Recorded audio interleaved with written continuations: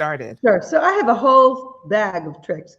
I'll give you two examples. Sometimes we play games at the table. Hmm. And right now I have a daughter who's 17 and a son who's 20.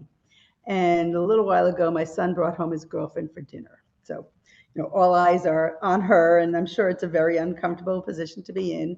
And I said to her, do you know that we play games at the table? Did my son tell you we play games at the table? She said, yes. I said, did he tell you you're expected to play with us? And so she said, yes. I said, good. Okay, let the games begin. And I Right. put down dinner on the table and we played a game that had everybody laughing. And it wasn't, what is your major in school? What do you want to be when you grow up? Blah, blah, blah, blah, blah, blah, blah. It was just fun because we were just doing something that was natural, laughing and playing a game. So there are a lot of games people have in their houses, and obviously the games that I suggest are age appropriate for your kids, but that's something you can do.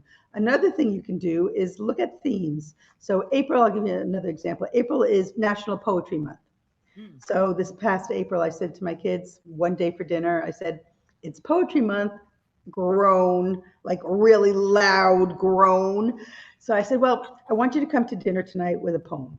Mom, I mean, you could just hear what your kids were saying. This was not, oh, yes, this is going to be fun. No, it was like pulling teeth. I said, listen, I never steer you wrong.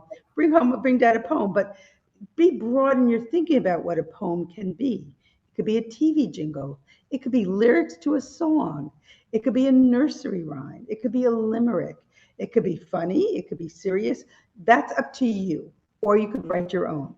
So dinner time came. My daughter came down with a poem that was, I don't know, I think a nursery rhyme, and she did it. She did the thing. So, good for you. My son wrote a poem on how I hate poetry, which was really wonderful. But it was funny because Right. he was so proud that he was standing up for what he believed in, and he actually wrote this poem. And my husband wrote a rap song. Now, That's my amazing. husband is not a musician by any stretch of the imagination, and it was awful. And he was so proud of himself. And he must have rapped for a good 5, 7 minutes, reading the lyrics to this horrible thing he wrote.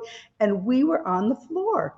And it was Right. one of the most fun dinners we had on something that people thought this is going to be a horrible idea. So there's a million themes that I suggest. There's silly holidays every day of the year that you can celebrate that aren't religious. So there's many things. You can do Mad Libs. You can do 50 million games out at the table, but you don't have to do it every night, but you do it often enough so your kids want to come down to mealtime. And the nice thing is, when they're having fun, they don't leave the table fast to go back on their phones. They actually want to stay and be with you. I love that. I love that.